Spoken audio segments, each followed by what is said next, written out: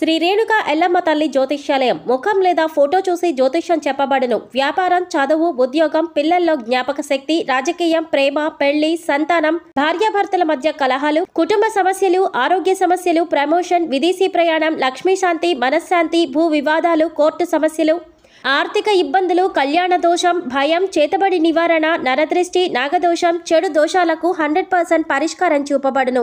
స్త్రీ పురుష వశీకరణ 100% గ్యారంటీ. కోయా గురూజీ లక్ష్మణ్ రాజు గారు. Cell number 8466923012. మంచి హస్తవాసి ఉన్న గురూజీ, ఒక్కసారి నమ్మకంతో కాల్ చేయండి, మీకే తెలుస్తుంది. ఓం శ్రీమాత్రే నమః. ఛానల్లోకి స్వాగతం అండి. అక్టోబర్ 2 మహావలయ అమావాస్య. పితృపక్షాల్లో వచ్చే ఈ అమావాస్య చాలా విశేషమని పండితులు చెప్తున్నారు. ఈ మహావలయ అమావాస్య రోజున మీనరాశి వారు ఎటువంటి విధి విధానాలు పాటించడం వల్ల పితృదోషాలు తొలగిపోతాయి, అలాగే స్నానం చేసి నీటిలో ఏది వేసుకుని స్నానం చేయడం వల్ల పితృదోషాలు తొలగిపోయి అఖండ రాజయోగం కలుగుతుంది అనే అంశాలను ఈ వీడియోలో మనం వివరంగా తెలుసుకుందాం. కానీ అంతకంటే ముందుగా మీరు గమనించాల్సింది, ఇప్పటి వరకు మన ఛానల్ని ఇంకా సబ్స్క్రైబ్ చేసుకోకపోతే వెంటనే సబ్స్క్రైబ్ చేసుకుని పక్కనే వచ్చిన బెల్ ఐకాన్ నొక్కి ఆల్ సెలెక్ట్ చేసుకుంటే మేము ఇలాంటి వీడియోస్ అప్లోడ్ చేయగానే ముందుగా మీకు నోటిఫికేషన్ వస్తుంది.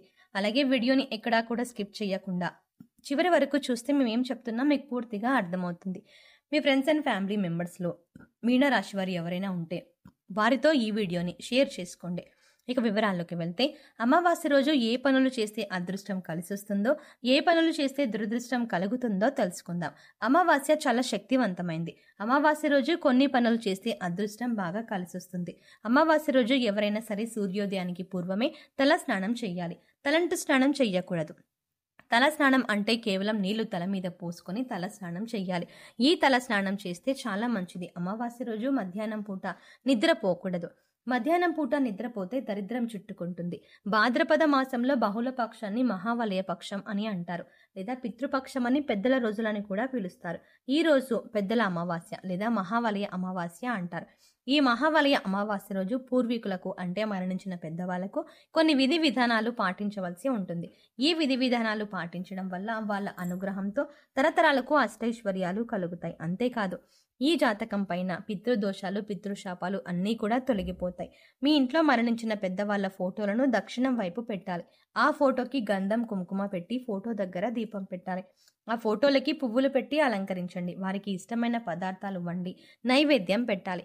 ఇక వీరికి నైవేద్యంగా పెట్టిన ఆ ప్రసాదాన్ని మీరు తినాలి. ఇలా చేయటం వల్ల మీ పెద్దలు సంతోషించి మీ మనసులో కోరికలు నెరవేరుస్తారు. మీకు అష్టైశ్వర్యాలు, భోగభాగ్యాలు కలుగుతాయి. అలాగే మీ ఇంటి యజమాని మరణించిన పెద్దలను తలుచుకుంటూ తర్పణం ఇస్తే మంచిది. ఇక ఈ తర్పణం ఎలా ఇవ్వాలి అని చూసుకున్నట్లయితే, ఇంట్లో కానీ ఇంటి బయట కానీ దక్షిణం వైపుకి తిరిగి నీళ్ళల్లో కొన్ని నల్ల నువ్వులు కలిపి కుడి చేతి చూపుడు వేలు, బొటన వేలు మధ్యలో నుంచి నువ్వులు కలిపిన నీళ్ళని ఒక ప్లేట్లోకి వదిలిపెట్టాలి. దీన్ని తర్పణం అంటారు. ఇలా తర్పణం వదిలేటప్పుడు మరణించిన మీ పెద్దల పేర్లను తలుచుకోవాలి. ఇలా తర్పణం వదిలిన నీటిని మొక్కల్లో పోయాలి. తర్పణం ఇవ్వటం పూర్తయ్యాక మరణించిన మీ పెద్దల పేర్లు అంటే పూర్వీకుల పేర్లు చెప్పుకొని బ్రాహ్మణుడికి స్వయం పాకం దానంగా ఇవ్వాలి. అలాగే ఈ విశేషమైన రోజున గోసేవ కూడా ఎంతో పుణ్యాన్ని ప్రసాదిస్తుంది. గోవులు సకల దేవీ దేవతలు కొలువై ఉంటారని మన పురాణాలు చెబుతున్నాయి. అందుకోసం గోవు తినడానికి తౌడు కానీ, పచ్చగడ్డిని కానీ లేదా వాటిని కొనడానికి డబ్బులు మరణించిన పెద్దల పేర్లు చెప్పుకొని ఇవ్వాలి. ఇక మీకు వీలైతే ఏదైనా దేవాలయంలో అన్నదానం చేసినా కూడా శుభ ఫలితాలు కలుగుతాయి. మీకు వీలైతే నిమ్మకాయ పులిహోరను పంచిపెట్టండి. అలాగే రావి చెట్టు దగ్గర దీపారాధన చెయ్యండి. ఈ దీపారాధన కోసం ముందుగా ఒక మట్టి ప్రమిద తీసుకొని అందులో ఆవ నూనె పోసి 2 వత్తులను కలిపి ఒక వత్తిగా చెయ్యండి. ఇప్పుడు ఇది ఒక వత్తి అవుతుంది. ఇలా 12 వత్తులు చేసుకోండి. ఇక మట్టి ప్రమిదల్లో ఈ 12 వత్తులు పెట్టి ఆవ నూనె పోసి దీపారాధన చెయ్యండి. తర్వాత 12 ప్రదక్షిణలు రావి చెట్టుకు చేయడం వల్ల మరణించిన మీ పెద్దలు సంతోషిస్తారు. ఇక ఈ విశేషమైన రోజున పాటించవలసిన మరొక ముఖ్యమైన పరిహారం చూసుకున్నట్లయితే నవధాన్యాల పరిహారం. ఈ నవధాన్యాల పరిహారం చేయడం వల్ల పితృదోషాలు తొలగిపోయి లక్ష్మీ కటాక్షం కలుగుతుంది. ఇక ఈ నవధాన్యాల పరిహారం ఎలా చేయాలో చూద్దాం. ముందుగా నవధాన్యాలను నానబెట్టి మొలకలు వచ్చిన తర్వాత ఆవుకు తినిపించాలి. అంటే అమావాస్య రోజున నవధాన్యాలను ఎక్కడైనా శుభ్రమైన ప్రదేశంలో చల్లి అవి మొలకలు వచ్చిన తర్వాత ఆవుకి తినిపించాలి.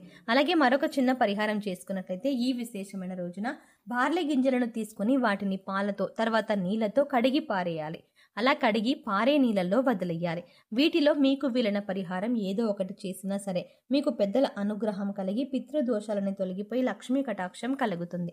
అలాగే ఈ అమావాస్య రోజునే బతుకమ్మ ఉత్సవాలు కూడా మొదలవుతాయి. రకరకాల పుష్పాలు తెచ్చి బతుకమ్మను తయారు చేసి దాని మీద ఒక తమలపాకు ఉంచి పసుపు ముద్దతో గౌరీదేవిని చేసి గౌరీ స్వరూపంగా భావించి అక్షింతలతో పూజ చేసి బతుకమ్మ చుట్టూ ప్రదక్షిణలు చేస్తారు. ఇలా చేయటం వల్ల గౌరీదేవి యొక్క అనుగ్రహం కూడా మీకు కలుగుతుంది. అమావాస్య రోజు ఎడమకాలికి నల్లదారం కట్టుకుంటే ఎదుటి వాళ్ళ ఏడుపులేవి మీ మీద పనిచేయవు. దిష్టి ఉండదు, నరపీడ ఉండదు, శత్రుబాధలు తొలగిపోతాయి. ఎడమకాలికి నల్లదారం అమావాస్య రోజు కట్టుకోవాలి. అలా కట్టుకున్నట్లయితే మీకున్నటువంటి దిష్టి దోషం మొత్తం తొలగింపజేసుకోవచ్చు. అలాగే అమావాస్య రోజు రాత్రిపూట భోజనం చేయకూడదు, ఉపవాసం ఉండాలి. కేవలం పళ్ళు పాలు మాత్రమే ఆహారంగా స్వీకరిస్తే చాలా మంచిది. అలాగే అమావాస్య అంటే సూర్యుడికి చాలా ఇష్టమైన రోజు. అందుకే ఎవరైనా సరే అమావాస్య సందర్భంగా సూర్యుడికి ఆర్జం ఇస్తే, అంటే సూర్యుడికి నీటిని సమర్పిస్తే జాతక దోషాలు తొలగిపోతాయి. అంటే రాగి చెంబులో నీళ్లు తీసుకొని ఆ నీళ్ళలో ఎర్ర పుష్పం, చిటికెడు కుంకుమ పువ్వు, కొద్దిగా గంధం కలిపి తూర్పు వైపు తిరిగి ఓం సవిత్రే నమః అని 12 సార్లు జపించి సూర్య భగవానుడికి ఆర్జం ఇచ్చినట్లయితే విశేషమైన ఫలితాలు కలుగుతాయి. అమావాస్య రోజు సూర్యనారాయణ మూర్తి పుట్టినరోజు కాబట్టి సూర్యుడి అనుగ్రహం వల్ల సకల శుభాలు కలుగుతాయి. అలాగే అమావాస్య రోజున బకెట్ నీళ్ళలో ఏది వేసుకొని స్నానం చేయడం వల్ల మీలో ఉన్న నెగిటివ్ ఎనర్జీ తొలగిపోతుంది. అలాగే ఈ పదార్థాలలో బకెట్ నీటిలో ఎందుకు కలుపుకోవాలి అనే అంశాలను ఇప్పుడు తెలుసుకుందాం. ఇక ఇంతటి విశిష్టమైన మహావలయ అమావాస్య రోజు ఈ రాశి వారు ఉదయాన్నే నిద్ర లేచి చక్కగా స్నానం చేయండి. అలాగే స్నానం చేసే నీటిలో కొద్దిగా రాళ్ళ ఉప్పు అలాగే కొద్దిగా పసుపు వేసుకొని స్నానం చేయండి. ఈ పదార్థాలు అన్నీ కూడా మీలో పాజిటివ్ ఎనర్జీని పెంచుతాయి, మీ చుట్టూ ఉన్న నెగిటివ్ ఎనర్జీని తీసేస్తాయి. ఈ పదార్థాల నీళ్ళల్లో కలిపి స్నానం చేయడం వల్ల పితృదోషాలు, శాపాలు అన్నీ కూడా తొలగిపోతాయి. మీరు స్నానం చేసే నీటిలో చిటికెడు పసుపు వేసుకొని స్నానం చేయడం వల్ల స్వచ్ఛత లభిస్తుంది. ఒంట్లో ఉండే నెగిటివ్ ఎనర్జీ అంతా తొలగిపోతుంది. ఇక రెండో పదార్థం మనం నీళ్ళలో కలిపింది రాళ్ళ ఉప్పు. రాళ్ళ ఉప్పు అంటే లక్ష్మీదేవికి ఎంతో ఇష్టం. ఇలా రాళ్ళ ఉప్పు వేసుకుని స్నానం చేయడం వల్ల లక్ష్మీ కటాక్షం కలుగుతుంది. అంతేకాదండి, ఈ రాళ్ళ ఉప్పు నీళ్ళలో కలపడం వల్ల మనలో ఉన్నటువంటి నకారాత్మక శక్తి అనేది తొలగిపోతుంది, అంటే నెగిటివ్ ఎనర్జీ. వాస్తవానికి చెప్పాలంటే మనకు తెలియకుండా మన మీద ఒక రకమైనటువంటి నకారాత్మక శక్తి పనిచేస్తూ ఉంటుంది. ఇక ఇలాంటి నకారాత్మక శక్తి ఉన్నప్పుడు మనం చేసే పనుల్లో ఆటంకాలు రావడం, అలాగే ఆర్థికంగా కుంగిపోవడం ఇలాంటివన్నీ చూస్తూ ఉంటాం. ఇక ఈ నకారాత్మక శక్తి నుంచి బయటపడడానికి చిన్న చిన్న పరిహారాలు చేసుకుంటే సరిపోతుంది. దాన్ని తొలగించుకోవడానికి రాళ్ళ ఉప్పు మనకు ఎంతగానో సహాయపడుతుంది.